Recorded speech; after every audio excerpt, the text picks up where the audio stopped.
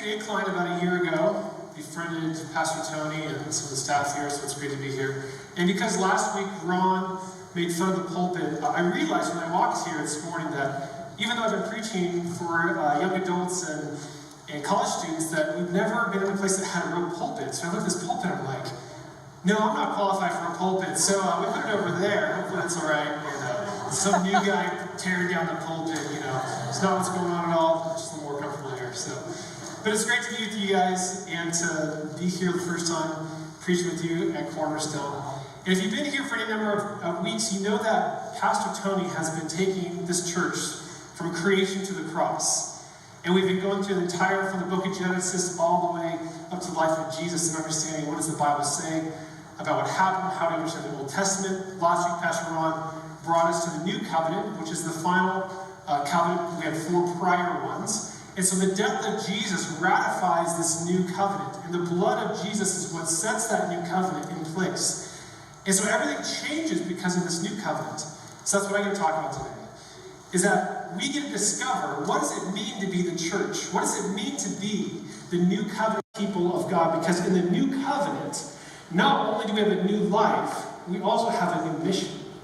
So I'm going to cover today, what is our new life as the new covenant people? What is our mission? How do we accomplish it? If we have time, I'll talk about what does it mean for us living here in Lake Tahoe. So the death of Jesus ratifies this new covenant. And so we're brought to the story of his resurrection, where Pastor Ron brought us through the death of Jesus. Now we enter the story of his resurrection. So we pick up this story in Matthew 28. The 2 Marys, they go run to the tomb, and they find an angel who says, the one you're looking for is not here. So they run back, and so on their way back, they encounter Jesus, and Jesus is like, hey, I'm back. And he's like, tell the disciples to come meet me on the top of the mountain of Galilee. And so they all run away, and so all the disciples, they run up to the mountain of Galilee, and Jesus gets there, and he issues an announcement. And he starts with, all authority on heaven and earth has been given to me. Now, you might be a disciple and be like, well, duh. I have seen your works. I've been part of the miracles. Why on earth would Jesus start with such an obvious statement? Because something significant happened at the cross. Something so powerful that he leads his first message, his first announcement to the disciples with, all authority on heaven and earth have been given to me. This is interesting. Follow me here. Do you remember what Satan tempted Jesus with? Said like the bread to turn to stone, right? He tempted him with throwing him off the mountain, the temple wall, which is actually an invitation to suicide, which is interesting. But he says something really interesting in Luke 4:6. He says, I will give you all this domain and its glory, for it has been handed over to me, and I give it to whoever I wish. That word there, domain, actually is exousia, which means authority. In other words, the devil is saying, I will give you all authority over the earth, for it has been handed over to me. Well, who handed over it to Satan? Clearly not God, right? You can't tempt something with something I gave you. That doesn't work. Who handed over to Satan? Man did. What did God say to man in the Garden of Eden? In Genesis 1:28, God said to them, be fruitful and multiply, and fill the earth and subdue it, and have dominion, there's that word again, over the fish of the sea, and over the birds of the heavens, and over every living thing that moves on the earth. So God gives authority to man. And what did man do with that authority? He disobeyed, and he believed the devil, and handed over that authority to Satan. And this is why when we read the scriptures about Satan, he's called the ruler of this world, the god of this world, the prince of the power of the air. How did he get that? He got that from man. So let me summarize. God establishes and creates all of the world of creation, gives it to man, says, you rule over this. Then man disobeys God, empowers the devil. The devil then takes, in the temptation, Jesus says, I will give you all authority for it's been handed over to me. Jesus goes to the cross as a man, defeats the devil as a man, raises from the dead, brings us to the announcement. So Jesus is basically announcing the restoration of authority back to man. So who's the beneficiary of this? When Jesus says, I have been given all authority, the beneficiary is man. Well, how does that work? Well, what happens to you when you believe in Jesus? Jesus comes and lives in you. Two of my favorite passages, Revelation 3:20. I stand at the door and knock. If anybody hears my voice and opens the door, I will come into him. Galatians 2:20. I no longer live, but Christ lives in me. So when Jesus says, I have been given all authority, where does that authority reside? It resides in Jesus, who resides in us. And there are a ton of amazing passages in the Bible about how we're unified with Christ. But here's a very, very important detail about the difference between the Old Covenant and the New Covenant. In the Old Covenant, God's presence was limited to a room in the temple called the Holy of Holies. It was a 30-foot by 30-foot by 30-foot room. The Holy of Holies, and they had the Ark of the Covenant in there, and then the laws and all the rest of things, and maybe snippets of Aaron's beard in there, I don't know. But it was like a really important place where God's presence dwelt. And one person, once a year, could enter the Holy of Holies. One person once a year. To make a sacrifice for God's people. Now this was such an intense encounter. The high priest, they would tie a rope around his waist, and they'd put like bells on him, so that when he entered, if he was struck dead, they'd have a way to like extract his body. Because no one can go back in there for another year. How would you like that job? You're like, this is in case you get struck down. All right, God, is it tight enough? It's good. All right, perfect. And so that was where God's presence was limited. And there also was this veil, a 4-inch woven veil that in the temple separated God's presence, the Holy of Holies, from the rest of the temple. Now, do you remember in the crucifixion at the cross, what happened to that veil? 22. Signifying that God's presence would no longer be limited to a room, that now his presence comes into us, and that everybody now can come to God. It's amazing. In fact, 1 Corinthians 3:16 says that you are the temple of the living God, and God's presence lives within you.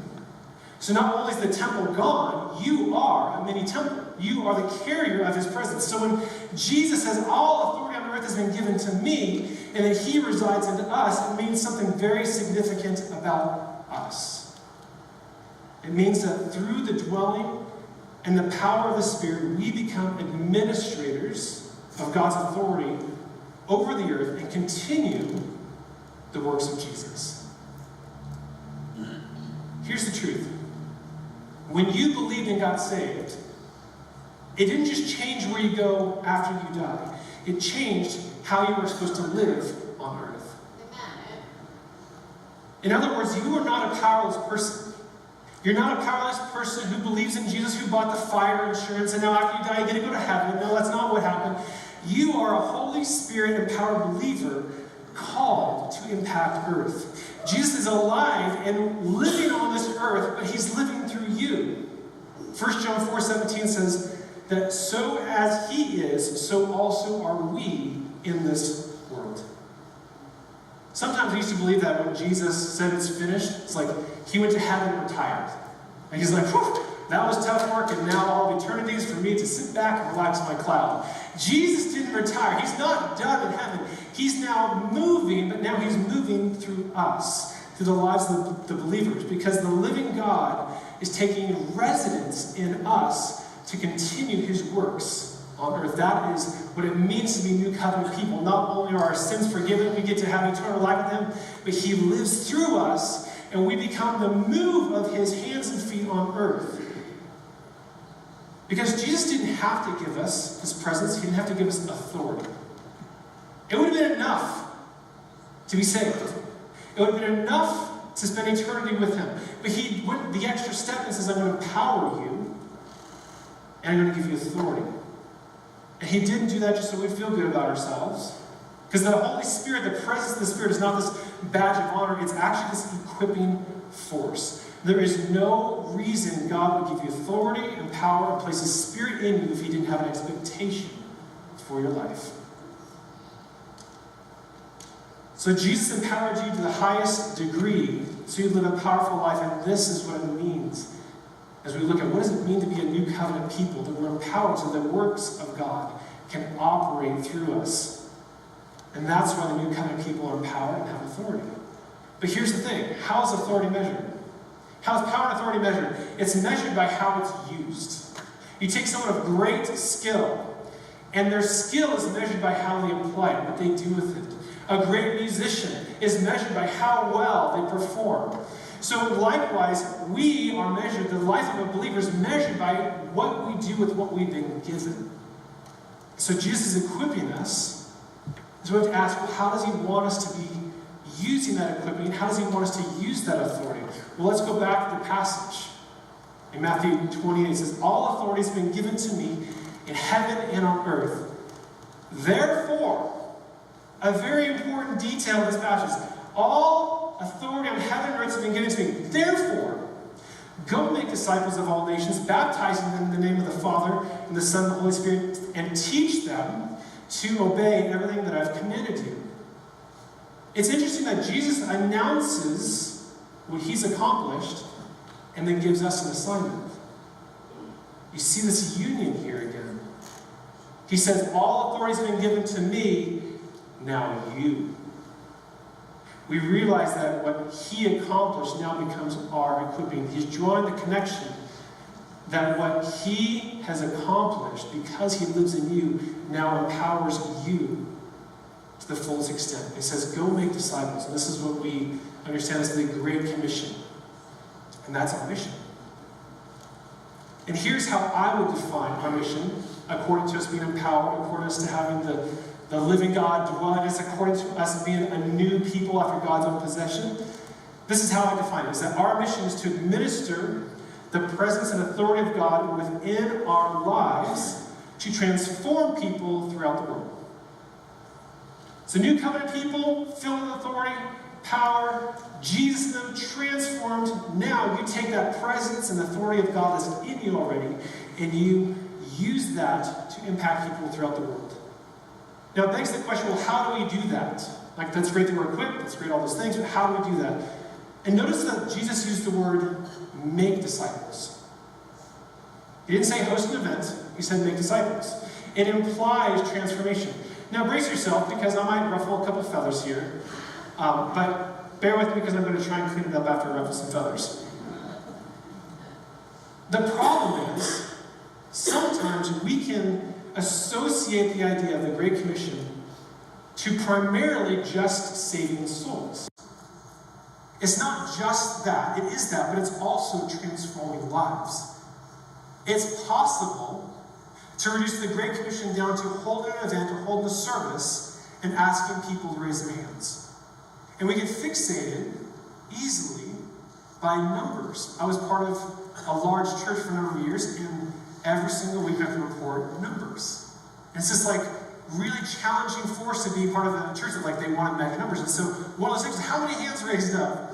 And so I get stuck in it, but I realize that the hand raise is not the finish line. The hand raise is the starting gate. That it's important to get hands raised, but that is the beginning of a process of transformation. So hear me that the invitation, it's important, it's required, it's essential. I'm not trying to knock that at all, but it's not the end, it's actually the start. Because you can save a soul and not make a disciple. But you can't make a disciple without saving a soul. And so this notion that we would try to get hands raised and stop there, well, James says, you believe in God? Awesome. Even the demons believe in God. Sure. So we have to embrace that the Great Commission is not trying to win people to believe something. It's actually a call to be in a relationship with them to transform them. And so we should continue to pursue the hands raised, amen, but also we should equally be zealous for the transformation of the life. Now, I hope I didn't offend anybody here, because I actually have a lot of experience in this category. I've worked with the Luis Palau Association and helped them put on an event of 500,000 people. We had thousands of hands raised. And my job was to create technology for all the hands that went up to find community. That was my job there. And so, I'm not trying to discount that. We should continue to hold those events. We should continue to offer the invitation. It's required. But let me tell you this, that as a child growing up, I was a professional hand raiser. I'm convinced that when I get to heaven, there's going to be a placard that says, most times life given to Jesus, and it's going to be my name on it. I kid you not, I probably gave my life to Jesus about 50 times. And you have to, because you can never, well, let me just say this. The Left Behind series, the whole notion, great, but it terrified me. And just because you're running from hell does not necessarily mean you're running to God. I'll just say that right there. But, you know, I'm terrified. And I had the homesickness as a kid too, so Left Behind, put all my triggers in place simultaneously. But every opportunity, I mean, Benny Hinn on TV, like my hand raiser would go off for anything. You name it. And I wonder if one of the reasons I was always putting my hand up and always raised my hand because I never had someone come alongside my life to make me a disciple. You see, I was eternally secure, but I was unchanged. And because I was unchanged, I wondered if I was eternally secure. So any opportunity was like, well, maybe there's some defect in how I'm doing this because I'm not experiencing that change yet. And so that's why I kept doing it. And so, but this pattern followed me as I entered ministry, fixated on the impact of hands raised. We just got to get them to believe and we'll trust God for the rest. And there's a man who discipled me finally later on in my 20s. His name is Dwight Hill. I don't know if anybody here knows that name. But he's like, why are you so fixated on the hands raised? It's like to impact the world. Have an impact. He's like, Jesus only worked with 12. He changed the world. I was like, I know, but we've got microphones and he had donkeys. Like, it's a different thing for us. Like, the mandate for the opportunity should be different. He's like, let me give you a math problem. He's like, we'll meet next month, and I want you to do a math problem. You tell me who's got another bigger ministry. So, okay, sounds fair. Math is never my strong skill anyways, but I'll take it. He said, let's assume Billy Graham, 365 days a year, keep hitting that. Billy Graham, 365 days a year, can bring 1,000 people to Christ every day. And he's not going to take a single day off for 25 years.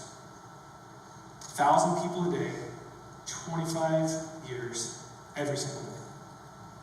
He's like, I want you to consider what would happen if you work with one person and you pour your life into that one person for 12 months. And after that 12 months, that person is equipped and able to lead one other person, who then after that 12 months can lead another person. And then that person, after 12 months, can lead another person. He's like, come back and tell me in 25 years who has had a bigger impact for the kingdom. So I went and did the math, and after 25 years of 1,000 people a day, Billy Graham will have reached 9,125,000 people. You, spending 12 months of your life with one person, 25 people total for the rest of your life, will have impacted 16,777,000. Just like, unbelievable. So the hand raise is important, but the long obedience in the same direction of some person to impart to them has this exponential impact that I believe is what Jesus was talking about.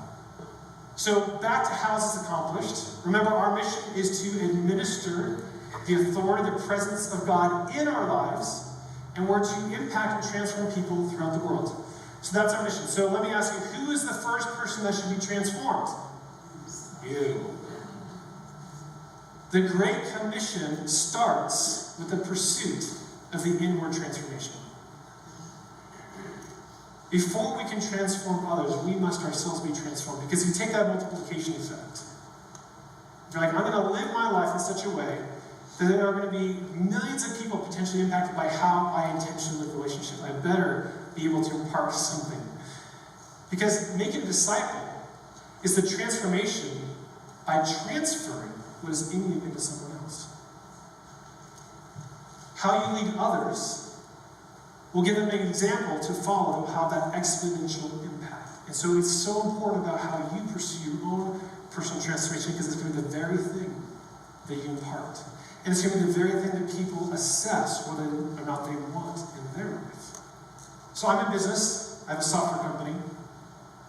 And there's no shortage of wealthy tech entrepreneurs, businessmen who've come alongside me and said, I want to mentor you. I want to come alongside you and pour my life into you. Which is like, cool, awesome, that's cool. But then I look at their life and I'm like, all right, you're in your 4th marriage. You've claimed bankruptcy multiple times. You're in current litigation. Your children will talk to you. And you're on this wild pursuit of stuff. Thanks, but no thanks. Because if you impart something to me, my life might begin to look like yours. And I don't want my life to look like yours. So we have to be cognizant that this is the same thing in the kingdom, because Jesus says, as I have taught you, so you teach others. From you into others, and so you will be able to lead people into the areas that you have developed in your life. But you will not be able to lead people in areas you've not developed in your life. You cannot impart something to someone else that you've not cultivated in your own life. It'd be like going skydiving, and then the instructor is like, all right, y'all, like, cool. And you ask him, how many times did we jump to the airplane? He's like, oh no, I just watched a few YouTube videos. You're like, I don't think so. I'm not going to do that. You have to know that you will only be able to lead people in the ways that you've walked yourself. The call of our lives is actually to cultivate in us so that we have something to impart. This is why Paul says, imitate me as I imitate Christ. This is why Paul calls Timothy his spiritual son. There's this impartation that follow me. Look to my life as the example. And there's a shortage of people who, frankly, have cultivated their life that's worthy of being replicated. As someone who's in his 30s, there's not a whole lot of people you're looking like, that's the model, that's what I want to do. That's like the example. And so the mandate for the gospel, for us to be the new covenant people, is actually to give a higher standard of living, a higher call, not that when we go on Sundays, but that we have something that can be replicated. So you start by focusing on an inward transformation so that as you work and transform people, they become derivatives of you and what Christ has done. But what else happens when we focus on the inward transformation itself? Is your inward transformation begins to create public demonstrations. When you focus on what God is doing in you and transforming you on the inside, the work inevitably reaches the outside. You see, a vibrant faith that has transformed you inside is actually impossible from beginning to move outside. That's why when Jesus talks about caring for the widows and orphans, and we see people who are abused and trafficked, our heart begins to move. And we've cultivated this inward transformation that when the outside opportunities come, we respond. And so vibrant faith on the inside directly translates to how we're going to live on the outside. And that's the result, the expected result of being the new covenant people, is that we would have such a transformation on the inside that our outward lives would be completely transformed. It causes us to live differently. It causes us to move forward in action. Ephesians 2:10 says this, that for we are his workmanship, created in Christ Jesus for good works, which God prepared beforehand, so we walk in them. Titus 2:14 says, He gave himself for us to redeem us from every lawless deed and to purify for himself a people of his own possession who are zealous for good deeds. So God transforms you on the inside, so we transform those on the outside. The new covenant people are marked by how they live and love people and how they give themselves for others for good works. Are you guys okay? Amen? So being the new covenant people is actually really recognizing that you get to be the hands and feet of Jesus who died in a broken world. We oftentimes, God, would you do this? You encounter a man who is in need, and you're like, God, would you provide for him? And then you realize that you actually have $100 in your back pocket. Well, maybe God is like, I've actually equipped you to be Jesus to that one person. That we need to be aware that when we pray for someone, that God has already made us the answer. The mandate is for us to be Jesus to them. We shouldn't say, I'm going to pray for you, and maybe somebody else is going to come by and help you. If you've been that one, maybe you are that person that's been designed for that moment to be the breakthrough. And so here's what I've learned in this, is that what is visible on the outside, how I live, is actually proof of what's inside. That you should be able to look at my life, look at how I treat my wife, how I treat my kids, how you look at my internet history, should be proof of what is inside. That your words, your actions, your behaviors become a legitimizing proof to those who've yet to believe. James goes so far as saying that faith without action is dead. It's easy for us to do it the opposite way, to do works, in order that we believe. But the transformation is the opposite direction. We believe we're transformed, and so therefore our life creates a different outward flow. And I'm convinced that a lot of unbelievers reject God, not because they're like, I don't believe this man Jesus really roamed the earth, is that they do not trust the legitimacy of God in your own life. And so if it's not legitimate in your life, why would it be legitimate in my life? At the age of 18, maybe 17, I had a tough, remember I wasn't discipled very well. I had a mouth that you'd think I got off a Navy ship.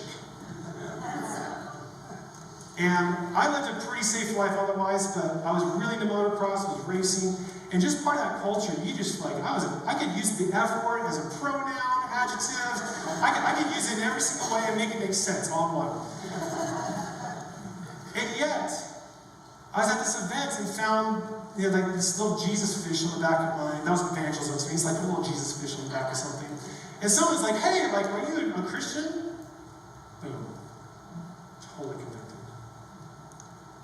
Because I knew that my mouth had just disproven the transformation that I claimed to have on the inside. And just like Peter, I denied it 3 times. It's like, oh, it's just my upbringing, it's just something I've learned, I don't know. Anyways, how about that jump back? You guys in the 3rd year or 4th year? I would do anything to move it around. And so this powerful life that we cultivate inside gets demonstrated at the outside so that when people look at our outside life, they believe what's on the inside. And the disciples had this very same effect. Remember, they saw them aren't these the same guys? There's something that is an apologetic that ransoms people's curiosity about God based on how you live, based on what you do. I was driving back one night, I commute to Sacramento once a week, and it was 10 p.m. at night, and I saw car flashers on the side of the road. Passed by, got off the exit to 289, whatever that is. I just felt oh man, what is that? I just felt this little ping. So I gotta go back there. I go back, and there's, some girl, she's probably 22, trying to figure out how to change her tire. And so I look there, all hell was, I've never changed a tire in my life. I was how hard can it be? It ended up being very hard. Where does this thing go? Is there? So I do that, and so her tire's mangled. And so I look around, I look at her other tires, she's got this little donut on. Look at those, there's every other tire, totally bald, probably ready to blow. 10 p.m., dark, nothing. And earlier that month, I never carry cash. I don't know about you. I never carry cash. But occasionally, I'll have some sort of transaction that puts the cash in my hand. I always put it in my truck. I'm like, God, would you open up something for an opportunity? So there's $300 of cash in my truck. I look at someone who probably has $300 worth of tire bills coming out. So I change her tire, all those things. I'm hey, I want to give you something real quick. I mean, she was just thrilled to get back on the road that, she did not get kidnapped or something on the side of the street. So I come back, shake her hand, I put the $300 in her hand. I want you to know, God told me that there's going to be somebody who needed this. She begins to weep. She's why? I just love Jesus. He calls me to live differently. And so all of a sudden, she's I can't understand. It's how does that work? It's God has been so good to me that I want to live a life in such a way that people are impacted. That people believe what's in me. And that's exactly what 1 Peter 3:15 tells us, that we should live in such a way that people demand for an explanation for the hope that you have. That our outward life gives proof to what's on the inside. But when we live that outward life, it's designed to cause inquiry into how you are the way that you are. The expectation is that what is in us causes us to live differently so that people begin to ask, why, how, tell me about it. Because if it's proof in you, it might be proof in me. And if we want to have an impactful witness and ministry, we should try to live in ways that when people say, wow, how on earth do you do that? How? Why? Like, tell me about this. This is crazy. Because I'm convinced that people have an absence of proof of Jesus in their lives. Proof of transformation. And we have a hard time saying it. It's hard to talk about what I've been saved from and where I've grown from. Those are very vulnerable things to say that God transformed me, because it implies that you were a wreck before. And we live in this like social media age, like, hey, everything's good. And so it's very hard to say there's a time where things are really bad. And it's even hard to say things are really bad. And so the world, I believe, needs people who are willing to live a life that shows I'm saved to make a difference in people's lives, to do good on this earth because I've cultivated it in me. And you can ask me about why. So let me summarize. Our life as a new covenant people is not to go to heaven. It is to be transformed as God's dwelling place, so that we administer the presence and the power and authority of God in our lives to transform people throughout the world. Because Christ is not, I'm retired in heaven, He's living through me right now. You are the hands and feet of Jesus. And in order to fulfill that, we must administer that into the lives of people around the world. And we do that by first focusing on our inward transformation. Why? Because as we have a relationship with other people, they pick up the scent, they pick up the wind, they follow your example. And what also happens when we focus on the inward is it creates this outward demonstration that people say, that is amazing, why are you the way that you are? That opens up us to talk about Christ in us. How are you guys doing? I'm almost out of time. Can I tell you one more thing? Let me offer a few thoughts as it relates to Lake Tahoe. How do we live as New Covenant people here in Lake Tahoe? How does the Great Commission get fulfilled in our lives living here? It's really easy to think about the mission field and the Great Commission being only places that have never heard the name Jesus. It's really easy to think about that. I think, well, one day I'll plan a trip. And there are plenty of places on earth you can go that still have not heard the name of Jesus. We should bring the name of Jesus to every speck of dust on the earth. Amen. But just so this past week was talking about mission field, like your mission field is wherever your feet are pointing. I was like, that's really good. I'm going to steal that. The mission field is not places on earth that have never heard the gospel. The mission field that all of us have is where our feet are pointing right now. You don't need to go someplace. And I believe that not just people who've never heard, but the mission field here is people who've heard, but yet not been transformed.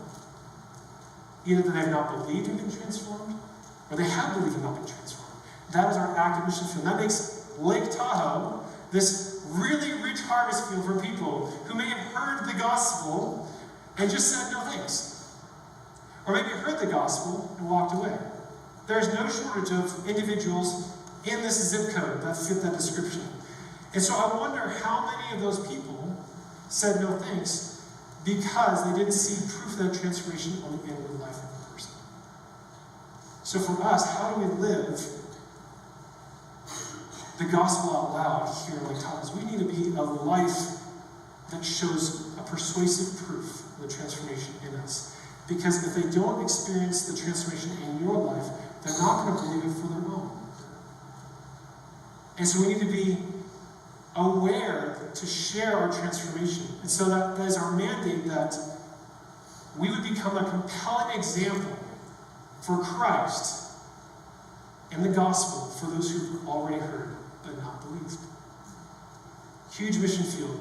But here's the thing about Incline Village, is that a lot of people move here to retire and to live a private life. I'm not retired yet. But a lot of people move here, and they're like, I'm done with people. I'm going to move to the mountains. You know, there's a lot of that here. None of you, of course. Here's the thing. A private life gets no inquiry. if we're supposed to live in such a way that people demand for the explanation of the way we live, and you're trying to say, I don't want anybody to see the way I live, those two things are kind of incompatible. And so part of living as a new covenant people means that we would live to a degree where our lives are known, not to share our laundry, but to live in such a way that people would have the opportunity to ask about your life. How are you the way you are? You've been married for 40 years. How did that happen?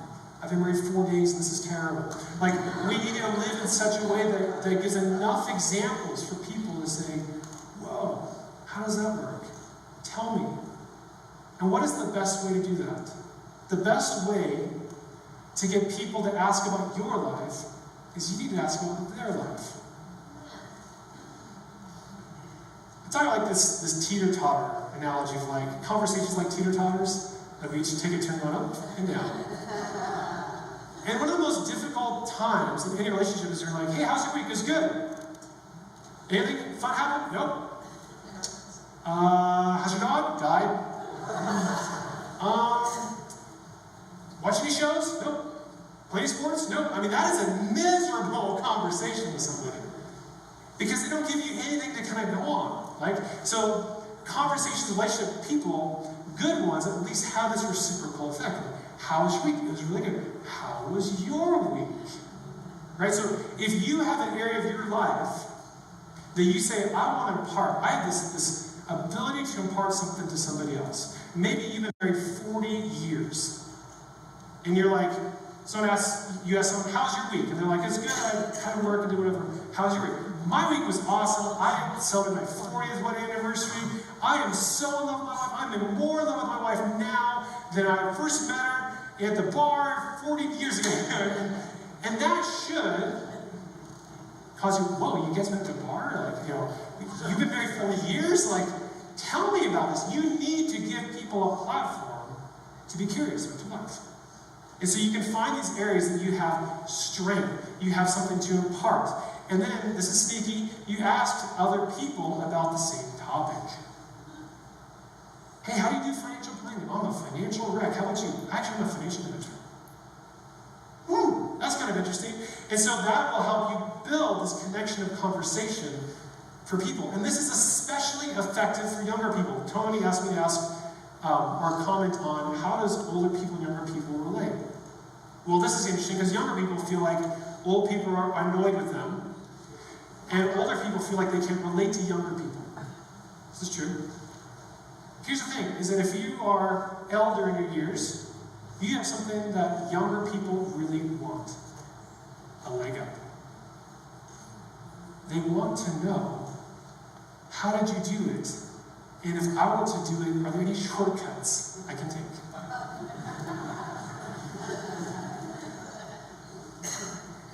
Your successful, blessed life is the breadcrumbs that the youth is hungry for. So whether or not you have a great car, whether or not you have a great home, you have a great boat, these are all assets that you can bless and help younger people. And then if you make your life available to like, how did you do that? How is that? You naturally have this inquiry into your life. Then you're like, wow, what's time about this? And if you are free to give it, they will give you not only permission with their mind to be curious about how you've done life, you also have the natural thing to say, yeah, this is an awesome car, but this doesn't make me who I am. My real identity is in Christ. And if all this stuff went away, I don't care. And at that point, they should be like, whoa, how does that work? And now because you've given them a leg up through some breadcrumbs, you've opened up your life to them, now they're entirely available to trust you to hear about your own life and your own transformation in Jesus. And if you open your life and your experience to younger people, the details of your life will have tremendous influence on their spiritual life. And that's what I have for you guys this morning. Thank you for having me.